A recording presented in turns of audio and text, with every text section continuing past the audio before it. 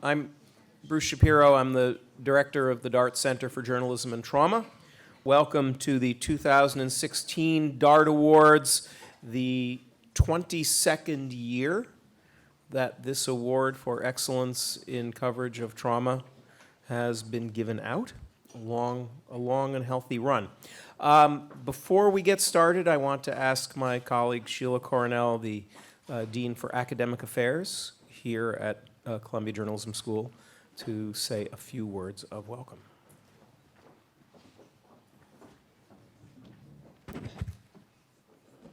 Thank you, Bruce. On behalf of our dean here, Steve Cole, and my colleagues here at the Journalism School, thank you so much to everyone who's here today.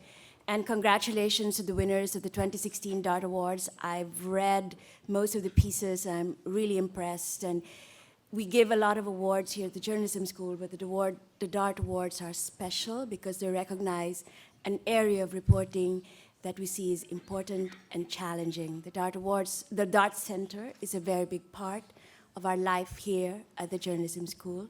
Its work, its research on the effects of trauma on journalists, as well as its resources that makes available to journalists tips as well as information on reporting on conflict, on tragedy, on trauma are very important. We're very happy that the Dart Center is housed here. Congratulations on 22 years of work, Bruce and Chris. And thank you, Chris, for your continued support for the Dart Center. And welcome, everybody. I hope you have your drinks and your food. This is a time to celebrate. The stories we celebrate are sad stories, but I think we should celebrate the fact that these stories are being done because these are important stories that the public has to know. Thank you very much, and good evening.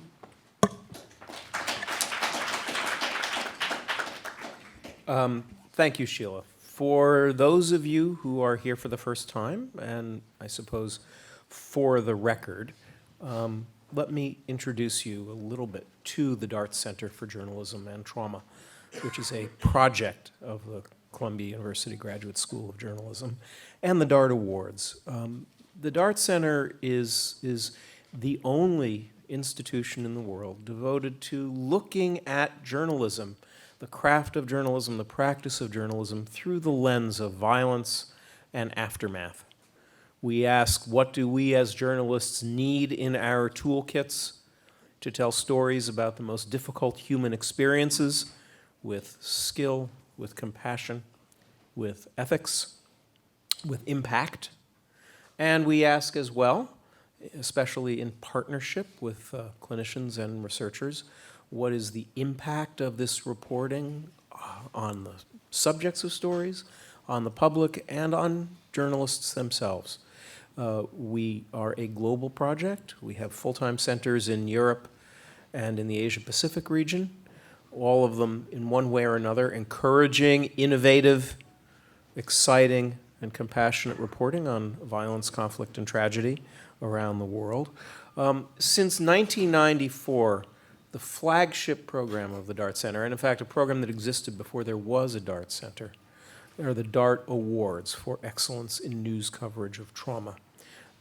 These were established way back in '94 at Michigan State University out of the conviction that that then daily newspapers, and since then as a multi-platform prize, that we as journalists in North America should get recognized for making the extraordinary effort it takes to plunge into the lives of people who are contending with aftermath, who are dealing as individuals, as families, as communities with the long-term effects of violence, conflict, and tragedy.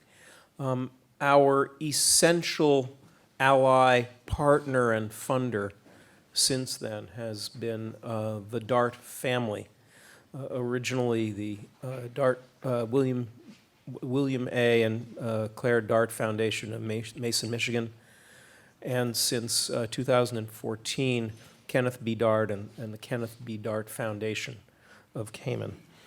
I will talk a little bit more about the DART Award in a few minutes, but I do now want to welcome my friend Chris Duggan, who is the Vice President of DART Enterprises and the Director of the Kenneth B. Dart Foundation, to say a few words tonight on behalf of them.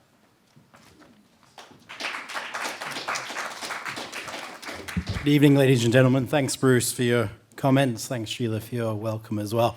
Certainly my pleasure to be here this evening to participate in this evening's event, and thanks, Bruce, for inviting me. On behalf of Ken Dart and behalf of my colleagues at the Kenneth B. Dart Foundation, just like to extend our sincere congratulations to the two award winners for this evening. They're two outstanding pieces of journalism from some outstanding journalists, and certainly the Dart, Ken Dart and all of us at the Foundation are very proud to have the Dart name associated not only with these journalists, but also with the organizations that they represent. So can you all join me in congratulating our award winners for 2016?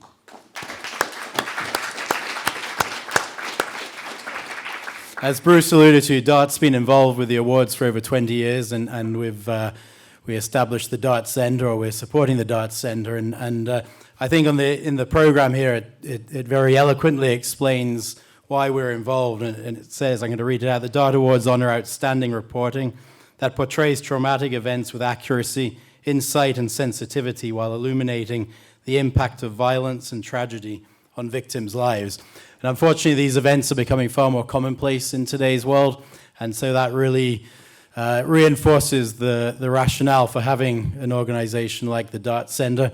And certainly from our standpoint, from Ken, I can speak on behalf of Ken to say that we remain committed to funding the Dart Center for the foreseeable future. We see it as a critical resource for journalists around the world, certainly as the world continues to experience these traumatic events.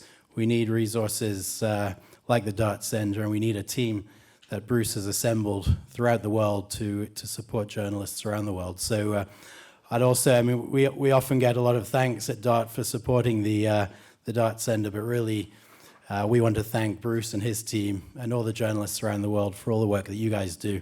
It's critical work for the world, and we'll continue to do what we can to support you. So thank you. I hope you'll have a great evening. Congratulations again to the winners, and I look forward to being back again next year. Thank you. So we'll get to hand these out a little in a minute. Chris kind of stole my line by reading off the criteria of the Dart Award, but that's okay. I should say that one of the many reasons that the Dart family has always supported this award is because we are deeply committed to reporting on trauma that is evidence-based, science-informed, and committed to the highest standards of journalism ethics. All of our winners this year illustrate and illuminate that. Since the beginning, the Dart Award has been a team prize. A few things I need to tell you. One of them is that. It's a team prize because we believe that producing this kind of in-depth reporting on the most difficult human experiences and getting people to view it, to read it, to listen to it, takes a commitment not only on the part of an individual journalist, a writer, a photographer, a filmmaker, but a commitment across the organization.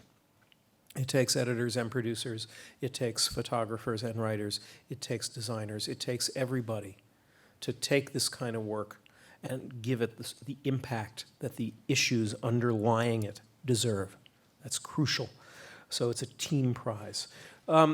The Dart Awards are also the product of a long-standing partnership between the Dart Center and the International Society for Traumatic Stress Studies, the world's leading organization of clinicians and researchers working with trauma.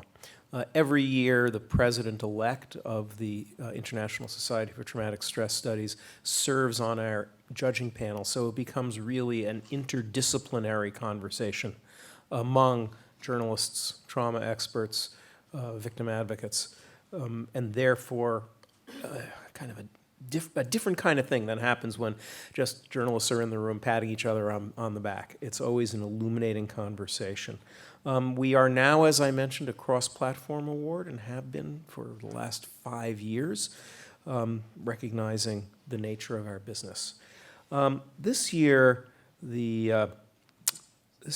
had close to 200 entries for an award that gets 12 finalists and 2 winners, and in this case, an honorable mention along with those. That's an extraordinary thing. What's even more extraordinary is that the work this year was at such a high level that the judges, both first-round judges, all journalists who screened the work in the first place, and then final-round judges who met for a very challenging day last month, really had to labor hard and think hard about the issues raised in these pieces, the craft, sometimes the science behind them, the ethics, all to tease out the work which rises above the others. I do want to acknowledge all of the judges, final round judges for this year's DART Awards, several of whom are here in the room, including Professor Ann Cooper. Stand up briefly, as I call you. Professor Ann Cooper, Professor Sarah Stillman. Where are you, Sarah? Somewhere, yes. Professor Brian Palmer. Somewhere. There he is. Yes, and then a few people who aren't here tonight. Glenn Smith from the Post and Courier, Charleston, South Carolina, the winner of last year's DART Award. Sasha Pfeiffer from the Boston Globe. Yes. Oh, and Megan O'Donnell, the president-elect of the International Society for Traumatic Stress Studies, Australian clinician who came by way of all the way from Germany, where she was on sabbatical. They worked hard, and they deserve some acknowledgement for this. So now, Chris, if you could come up and we can begin handing out these awards. First of all, I should say there's not anybody here from the Matter team, is there? Didn't think so.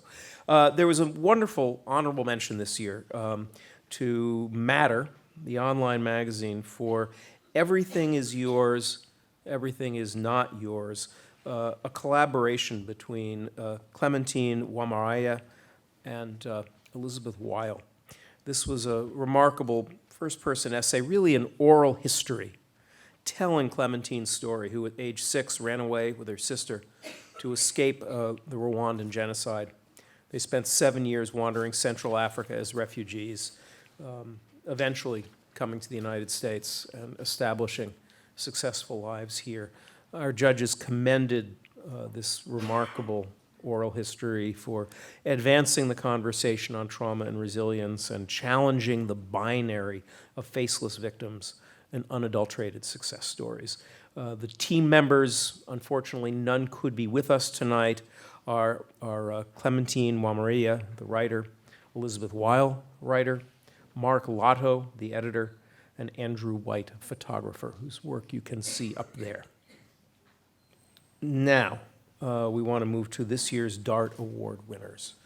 And the first winner this year is the rather large team from the Associated Press, who worked on the investigative multimedia series, The Other Disappeared. Let's look at a brief clip from it now. ¿Sabes qué sientes? No sientes miedo, porque el miedo se fue hace tiempo. Sientes coraje. Imagínense los que tienen hijos, ¿qué harían si un minuto se los quitan y no saben qué va a ser de ellos?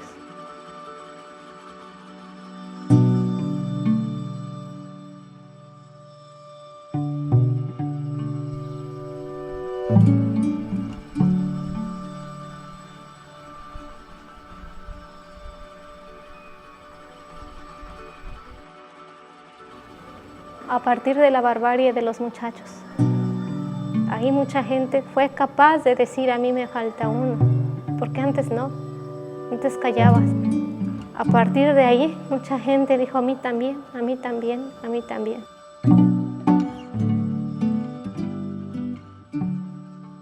En Iguala vas y pones una denuncia que tú sabes que no se le va a dar seguimiento, porque el pellejo de la persona que te va a levantar la denuncia está en riesgo como el tuyo por ir a haber hablado. Esa es la realidad. Eso es lo que se vive en Iguala. Una serie donde pareciera que lo que tienes que hacer es quedarte callada y caminar sin hablar de lo que vistes y mucho menos de lo que oíste.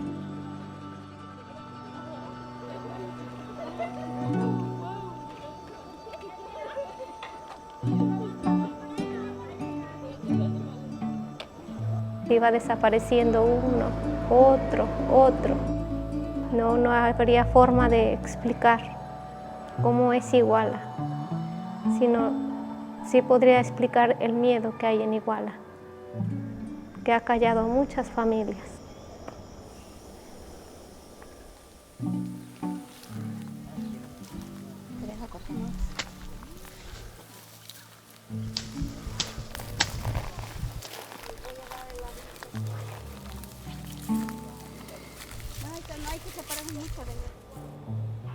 No hay palabras para explicar el dolor que se siente. No las tengo. Es morir lentamente. Es morir lentamente. Aquellos quizás de los nuestros ya están muertos, pero a nosotros se nos mata a pausas. Es desesperación total, esa es la palabra.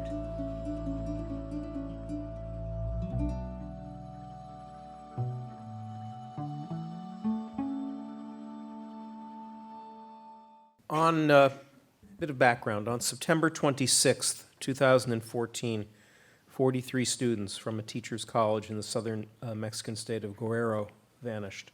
While the incident sparked an outpouring of international attention, hundreds of other families around Iguala had lost mothers, fathers, sisters, brothers, and children to kidnappings and killings, living in a purgatory of silence for years. This comprehensive, interactive multimedia series in both Spanish and English tells the stories of those families and their disappeared loved ones, the perpetrators in some cases, and their quest for answers and justice. The judges described the other disappeared as a tour de force reported with incredible depth, rigor, and compassion. They called the scope of the project astounding, the writing sweeping and detailed, the photographs haunting and evocative, and the multimedia presentation powerful and heartbreaking. Judges commended the series for illuminating the diverse ways that people cope with trauma and for giving voice to the voiceless in the truest, least cliched sense of that phrase. They also remarked on how both the finished product and reporting process exemplifies everything the DART Award stands for. I would also add, I've been associated with this award for a long time, and I can't remember an award winner that so comprehensively circles an issue from so many perspectives, and we'll talk about that on the panel. I'm going to read the names of the team members in attendance, and please come up as I do so and stand next to Chris here. So we have Christopher Sherman, correspondent, Eduardo Castillo, reporter, Dario Lopez Mills, photographer and videographer, and Marjorie Miller, why don't you join as well? Wherever you are. Yeah. So we could get some, and Alan, if you could get, well, you're right there, good, thank you.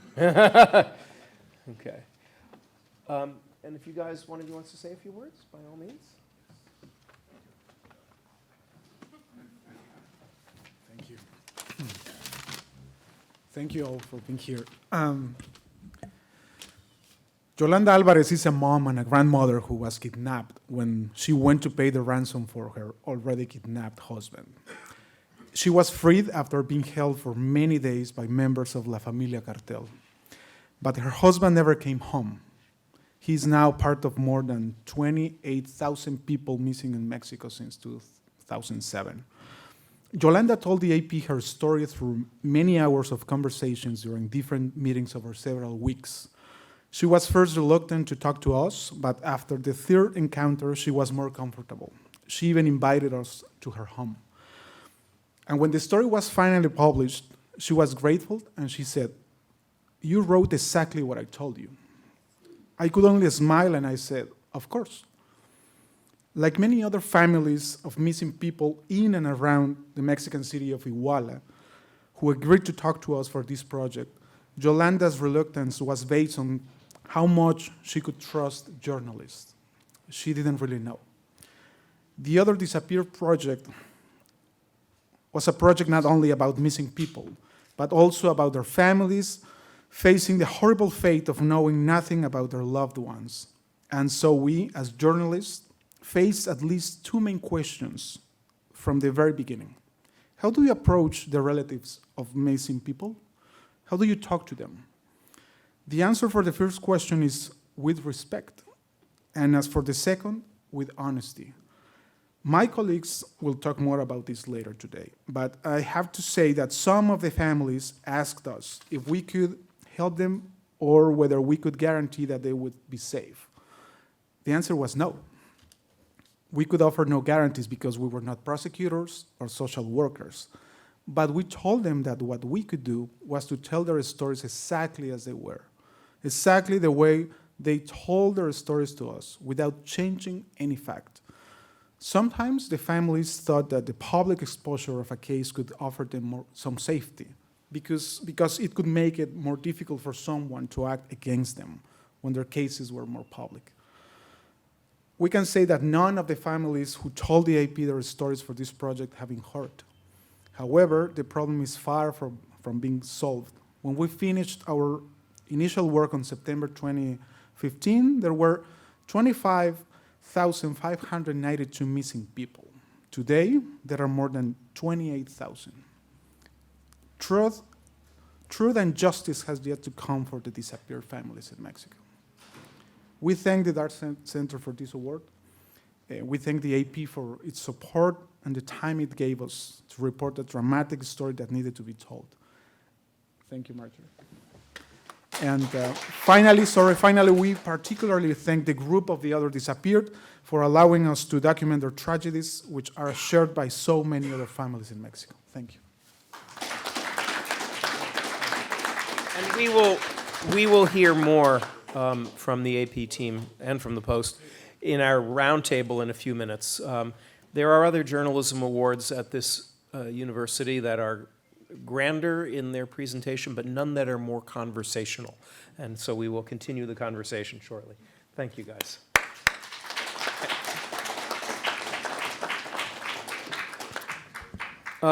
Second award winner.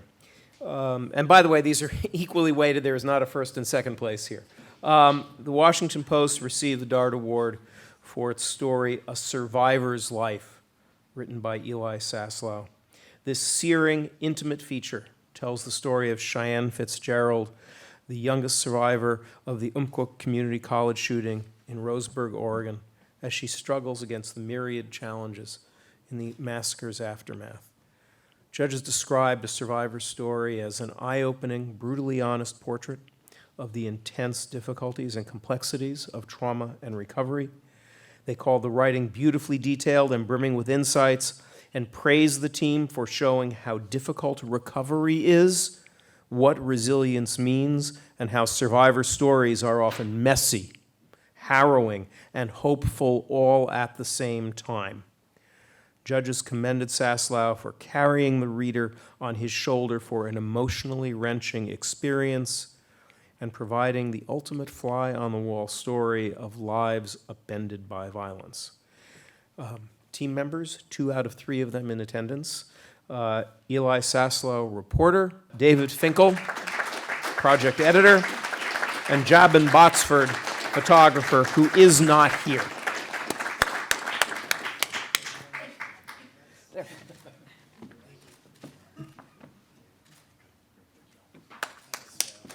Thank you. You want to say a few words, Aaron? Sure. Yeah, I can. Thanks so much for the recognition. This is really nice. Thanks to the Washington Post, which is always so great about supporting this kind of in-depth, long work, which takes a lot of time. Thanks to David, my editor, who's a friend and a partner on every story. His influence is all over my work all the time. Thanks, mostly to Bonnie and Cheyenne, who did sort of the most remarkable thing here, which is let me basically spend huge amounts of time with them day after day during the most difficult weeks of their lives. This is it's a messy story. It's there are no soft edges. It's a story mostly about being broken, less than it is about recovering, and it's it's them fighting and them figuring out how to sort of love each other enough to get back to some version of being able to have a day-to-day life. Bonnie, when she read it, she called me and she said, it's so hard to read and it's a hot mess, but it's the truth. And I think that that pretty much summarizes what the story was. We have these shootings happen again and again, and I think like a lot of things in our country, there's sometimes a temptation to be reductive or to try to sort of say that it's okay, or eventually to look away. My hope for myself in my own work is that I don't do that and I continue to pay attention, and I'm grateful for the encouragement. Thank you. Thanks a lot. Appreciate it.